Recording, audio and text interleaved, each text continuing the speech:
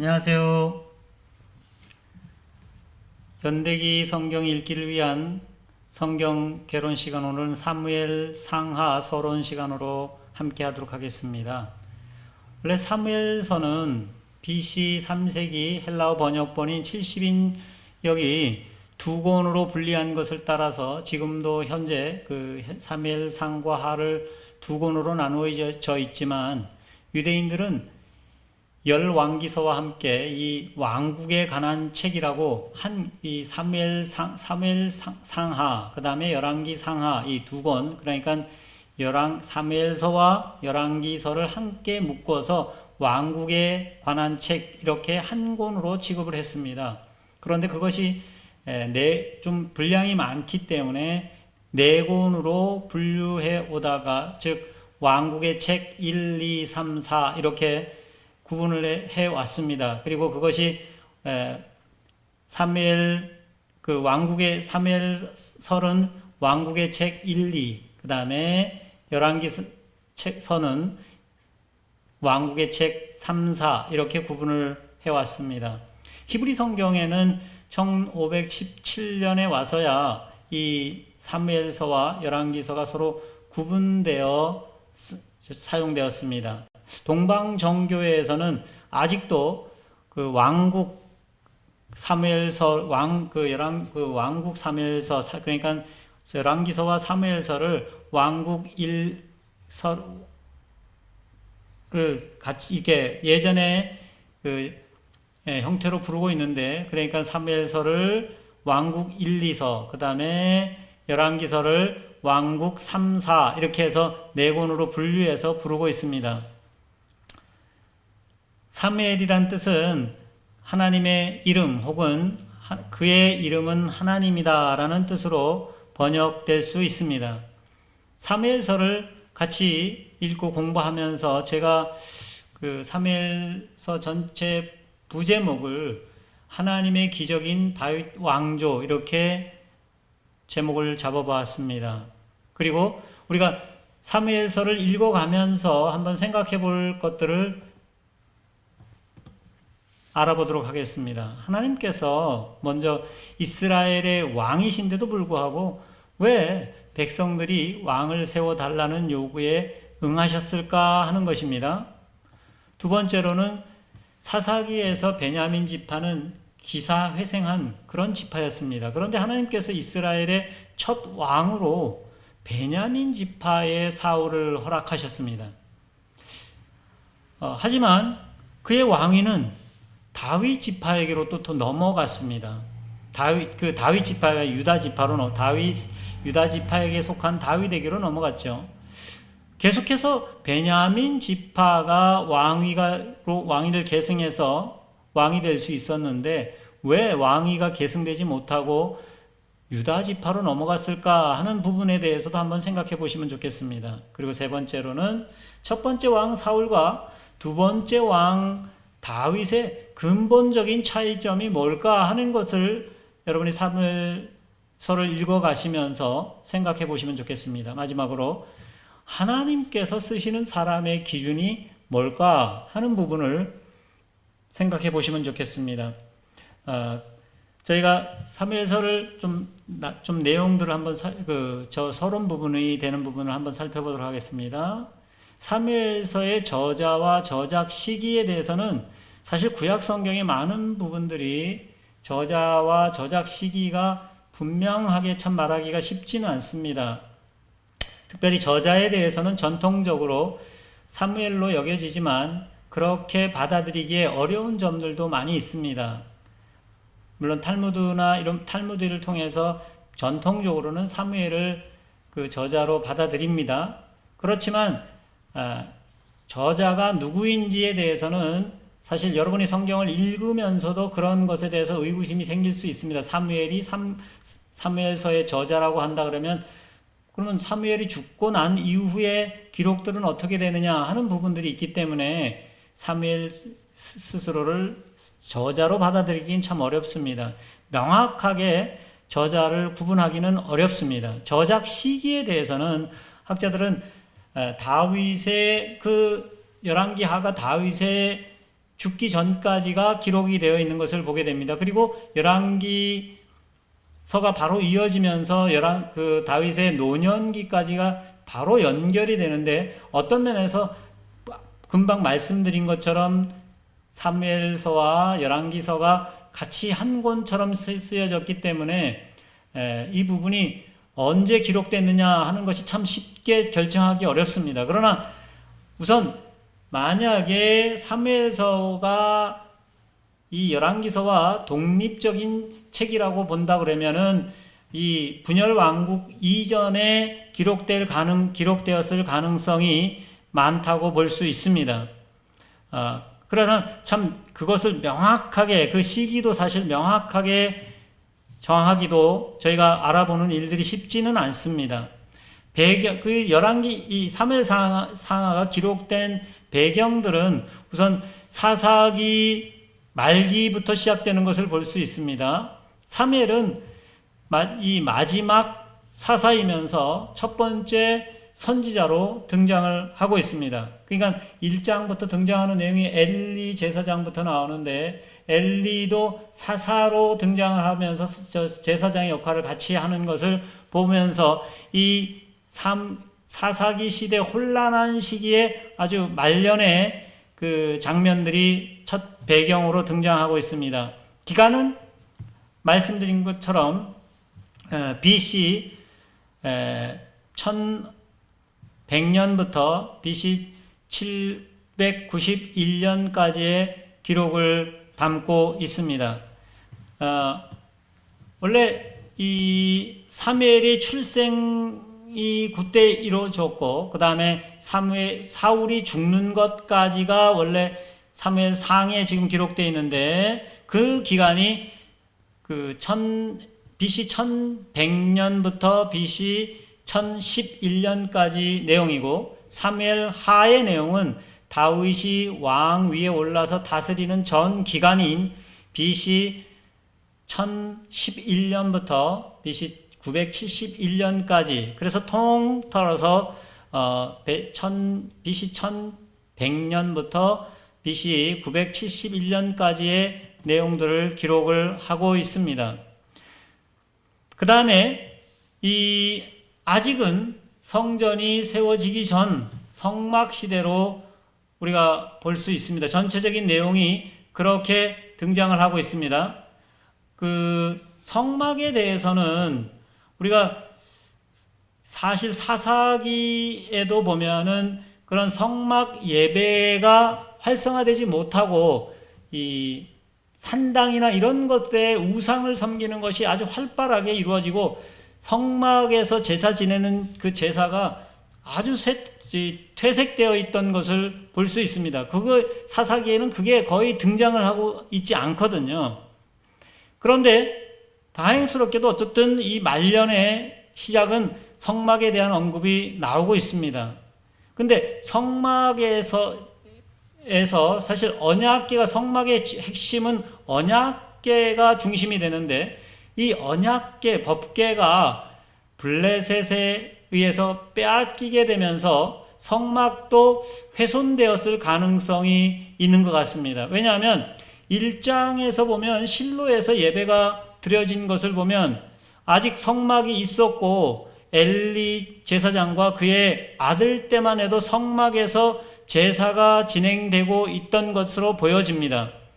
하지만 블레셋에게 빼앗겼던 그 블레셋과의 전쟁에서 언약궤를 빼앗기면서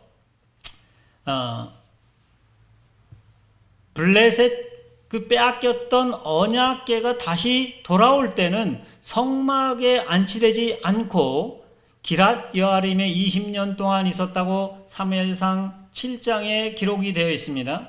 그러니까 원래 언약궤는 성막에 있어야 함에도 불구하고 이스라엘로 돌아온 그 언약궤가 성막에 들어가지 못하고 있는 것을 보게 됩니다. 또한 다윗이 사울에게서 피하면서 제사장 아히멜렉에게 진설병을 얻어먹은 그 장소가 실로가 아니라 노비였다고 말하고 있습니다.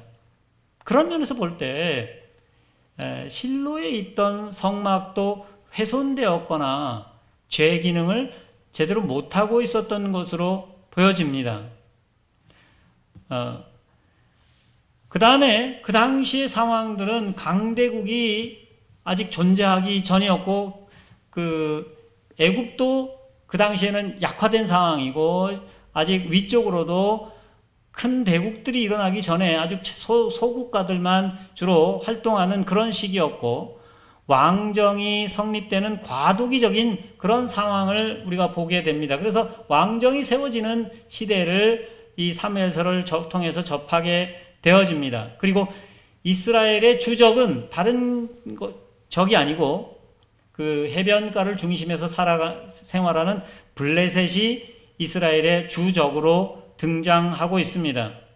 사무엘 상하 사무엘서의 기록 목적을 보면은 유다 지파가 왕조가 된 것은 하나님께서 창세기에 유다 지파에게 약속하신 것을 성취하시는 것이라는 것을 분명히 함으로 다윗 왕조의 정통성을 분명히 하고, 이어지는 왕들이 다윗 언약을 신뢰하고 왕을 통한 하나님의 신정 정티를 이어가도록 잘 격려하기 위해서 기록된 것으로 보여집니다.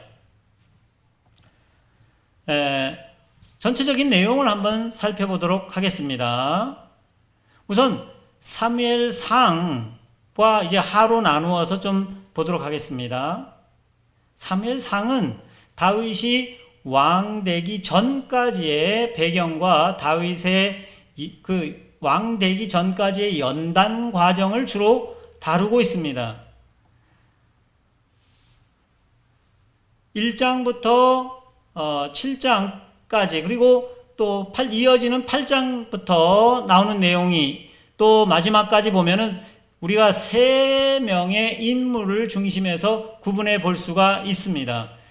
8장부터 15장까지, 그 다음에 15장 10절부터 마지막 장까지는 주로 다윗 얘기, 이렇게 사무엘, 사울, 다윗 이야기로 좀 크게 나누어 볼 수가 있습니다. 우선 사무엘에 대해서 볼 텐데, 사무엘의 아버지는 엘가나라고 등장하고 있는데, 원래 엘리가 제사장으로 있던 시대에 흩어져 살던 레위인으로 고핫 자손입니다.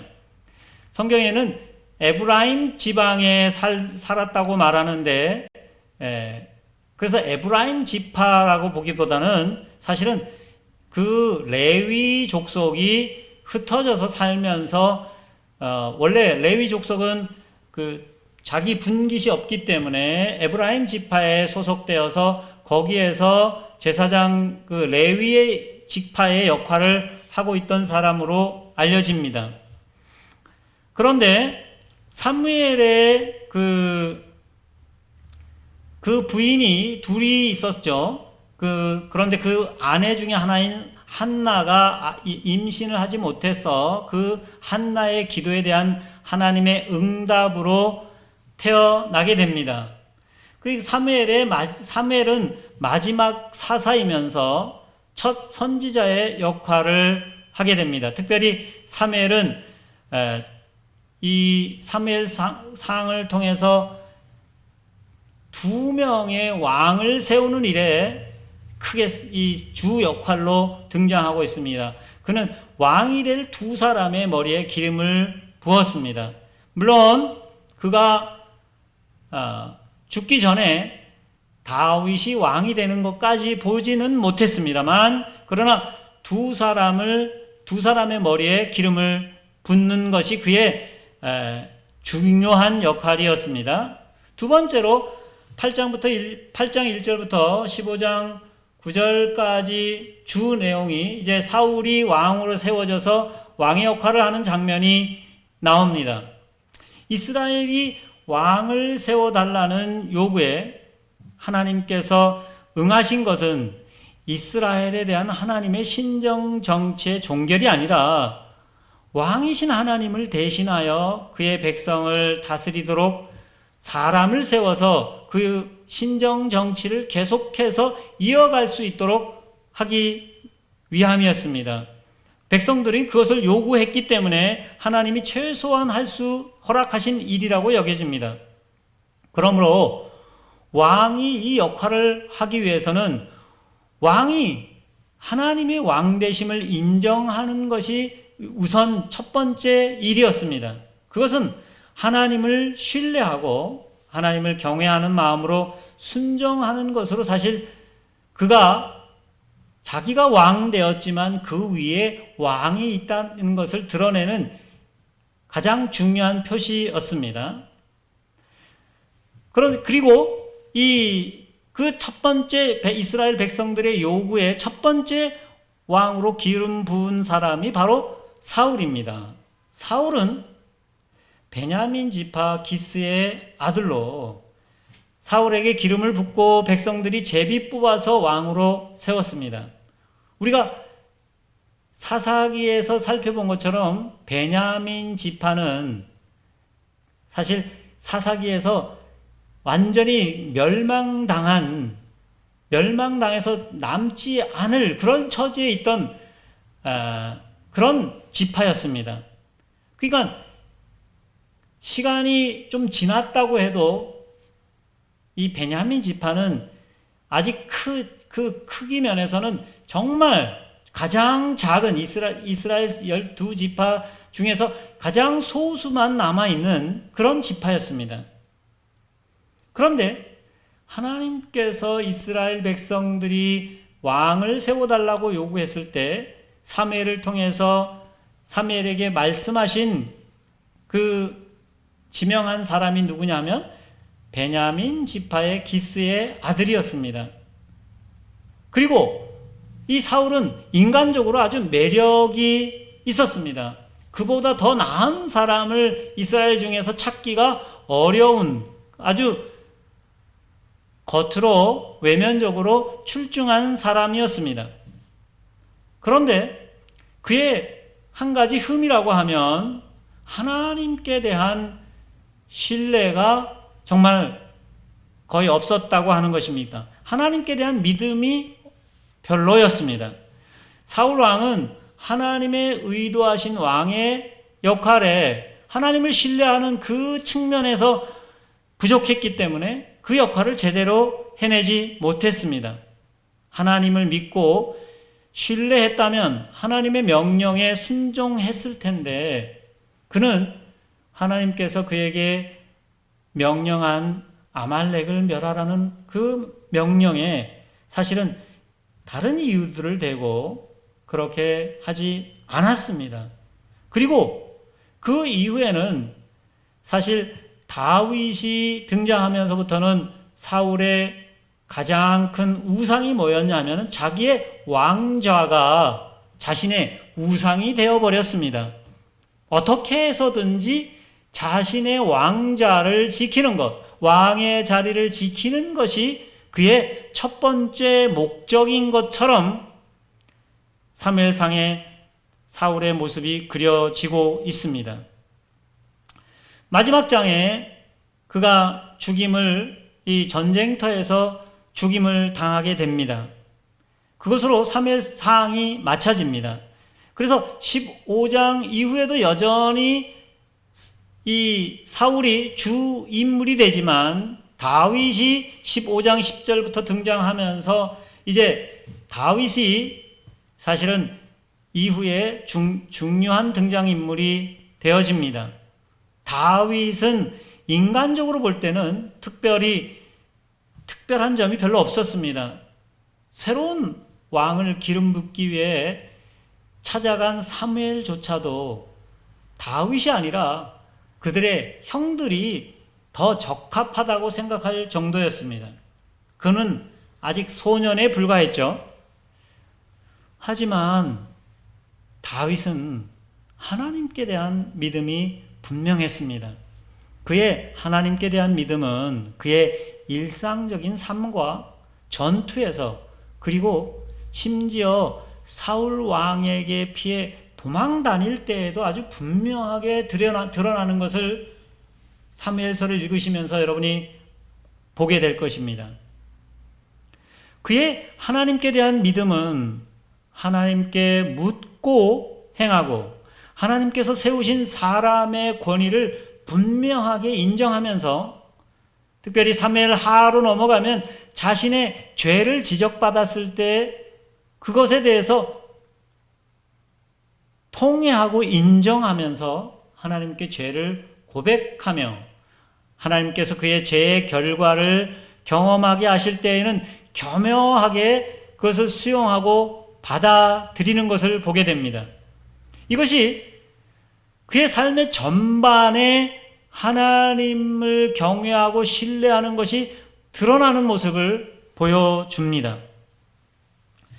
다윗의 하나님께 대한 태도는 하나님의 주권에 대한 믿음, 그리고 하나님의 공의에 대한 확신, 세 번째는 하나님의 자비에 대한 확신, 그리고 하나님의 뜻을 추구하면서 행하려고 하는 그 하나님께 물으면서 행하는 열정으로 명확하게 이렇게 드러나는 것을 보게 되어집니다. 이 세 사람이 사무엘상의 주요 인물로 등장하고 있고 그 세 사람을 주인공으로 해서 전개되지만 그 이후의 배후에는 사실 하나님께서 그들을 부르시고 세우시고 기름 붓고 하는 것들이 진짜 주인공으로 등장합니다. 사무엘 하의 내용을 보면은 이스라엘의 첫 번째 왕 사울이 전사한 후에 유다 사람들이 헤브론에서 이제 다윗을 왕으로 추대해서 왕이 된 이후 노년의 때까지 약 40년의 다윗 왕의 통치의 생애를 기록하고 있습니다. 1장 1절부터 5장 25절까지 보면은 다윗의 정치적인 승리를 기록하고 있습니다. 다윗은 왕으로 기름받은 이후에 오랜 기간 후에 아브라함의 역사가 남아있는 이 헤브론에서 유다 지파를 중심으로 해서 7년 반을 왕으로 다스리기 시작합니다. 그리고 사울의 아들 이스보셋이 죽임당한 후에 남은 북쪽 지파들이 자발적으로 복종해 옴으로써 이제 전체 이스라엘의 왕이 됩니다. 하지만 사실 이때부터 어떤 면에서는 유다와 이스라엘의 분열의 조짐이 보여집니다. 다윗 왕은 이 6장부터 7장 내용은 다윗의 영적인 승리를 그리고 있습니다. 다윗은 영적으로 온 이스라엘의 왕이 된 이후에 영적으로 시온성인 예루살렘 성을 빼앗아서 수도로 삼고 바알레 유다에 있던 언약궤를 메어왔고 그래서 언약궤를 우선 이 예루살렘 중심에 드리는 그 일을 하게 됩니다. 언약궤는 사실 하나님이 함께하는 것을 드러내는 그 상징적인 의미가 있거든요. 그리고 7장에서는 나단 선지자를 통해서 다윗 집과 나라와 왕위가 영원히 견고할 것이라는 하나님의 그 약속을 받게 됩니다. 그리고 다윗이 8장부터 10장까지는 군사적인 승리를 기록하고 있습니다. 군사적으로는 이스라엘의 숙적인 블레셋을 정벌하고 그 다음에 암몬을 정벌하는 등 영토의 전성기를 마련하게 되어집니다. 이렇게 전반부 1장부터 10장까지의 내용은 다윗이 어떻게 이스라엘을 통일해서 하나의 왕국으로 만들어 가는지를 기록하고 있습니다. 그리고 이것에 대해서 분수령이 되는 부분이 이제 11장에 등장합니다. 그것은 다윗의 범죄로 말미암아 나타납니다. 밧세바와의 간음은 자신의 범죄를 은폐하기 위해서 밧세바의 남편을 살해를 청부하여서 죽이기까지 하는 살인까지 범하게 되는 이 다윗의 범죄가 12장에 걸쳐서 상세하게 기록이 되어 있습니다. 11장에. 성경은 다윗의 죄에 대해서 다윗이 정말 이스라엘이 성군으로 여기는 그런 하나님의 기름 부은 왕이지만 그의 범죄에 대해서 숨기지 않고 기록을 하고 있는 것을 보게 됩니다.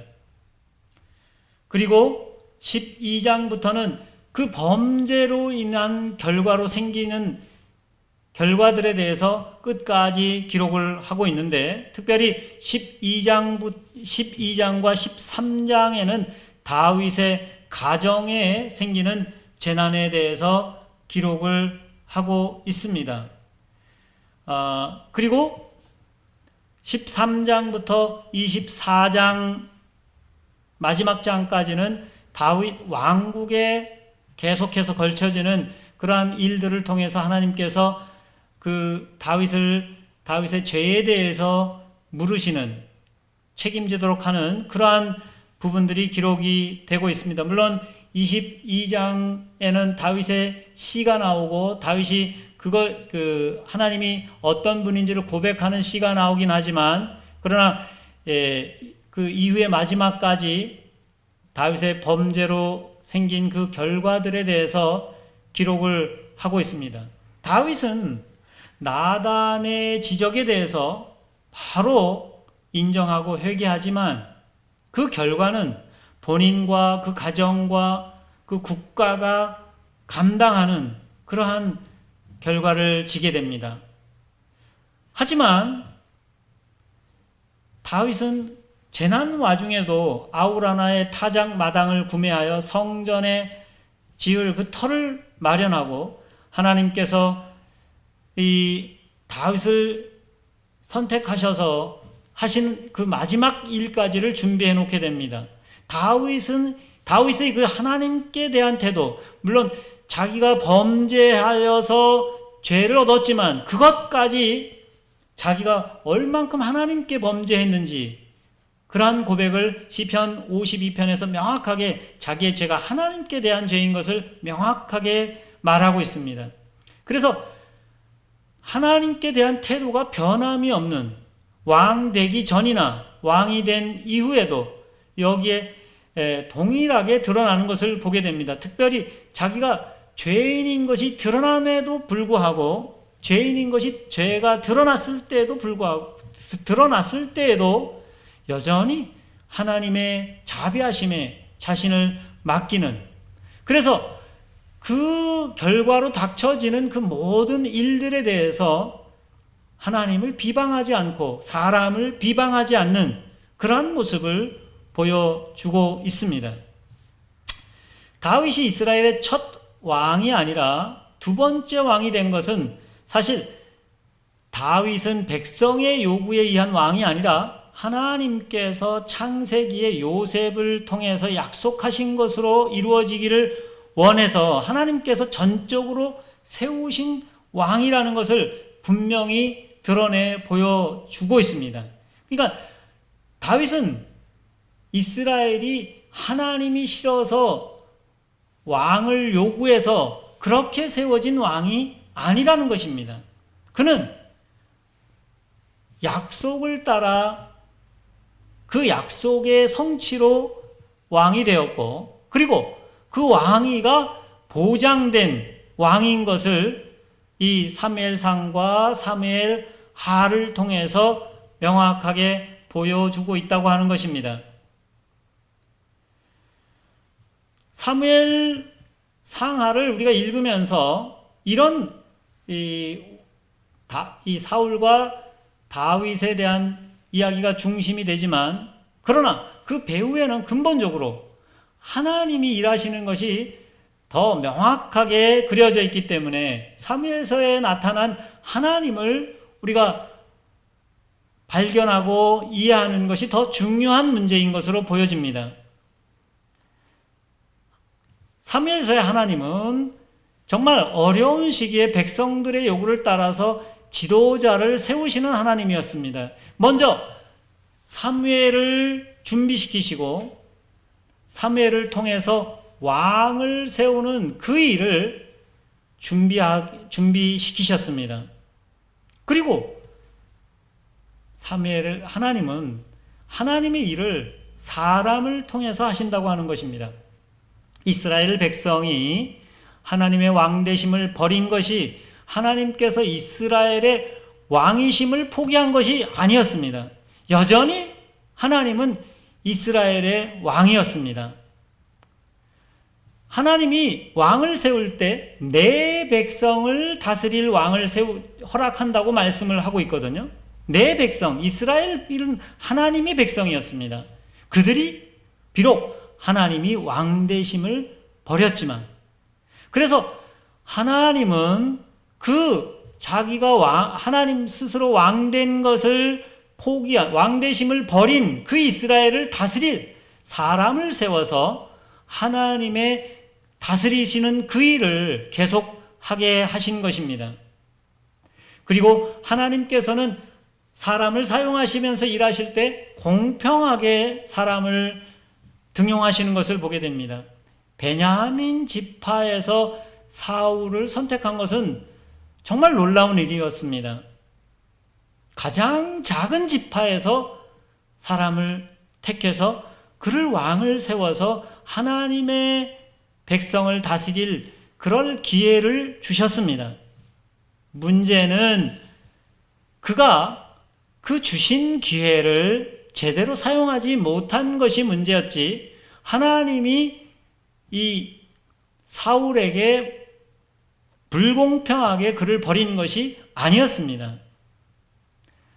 그리고 다윗도 그렇습니다. 다윗이 어떤 개인적인 인간적으로 뛰어난 그러한 측면이 있었던 것은 아니었습니다.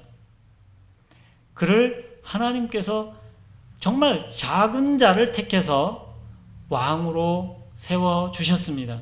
하나님은 우리는 어떨 때 공평하지 못하다고 보일 때, 공평하게 보이지 않을 때가 있을지 모르겠지만, 하나님은 공평하게 사람들을 대하시는 것을 보게 됩니다.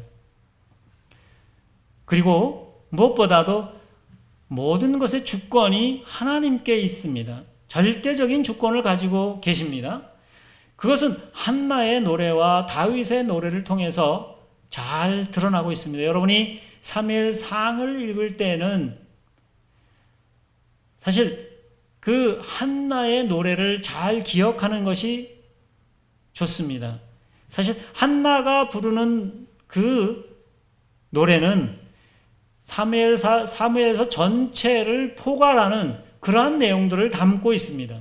하나님이 절대적인 주권을 가지시고 사람을 낮추게도 하시고 높이기도 하시고 부하게도 하시고 가난하게도 하신다고 이 한나가 노래하는데, 그 절대적인 주권을 지신 하나님이 사람들을 부르시고 사람들을 사용하시고 있는 장면들이 사무엘서 전체에 기록되고 있습니다. 중요한 것은 그 부름을 받은 사람들이 어떤 믿음을 가지고 하나님을 신뢰하면서 하나님을 대하는가 하는 것이 중요한 것입니다. 그리고 궁극적으로는 약속을 성취하시는 하나님이신 것입니다. 유다 지파에게 하신 약속을 이루시고 이제 유다 지파를 통해서 영원한 왕을 보내실 그 일까지를 이루시는 그 하나님을 사무엘서는 약속을 하고 있습니다. 그리고 그 약속을 또한 이루시기 위해서 왕이신 예수 그리스도를 유다 지파를 통해서 보내시고 그 하나님의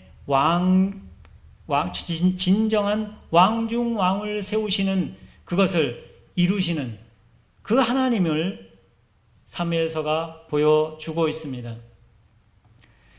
하나님께서 다윗 왕가를 일으키신 것은 약속에 신실하신 하나님께서 인류를 향해서 베푸신 놀라운 기적을 보여주는 것입니다. 사무엘 상하를 읽으시면서 그 하나님을 보시고 그 하나님께 대해서 우리가 어떤 믿음으로 살아가야 할지, 그것이 여러분 자신을 점검해 보는 그런 시간이 되면 좋겠습니다. 감사합니다.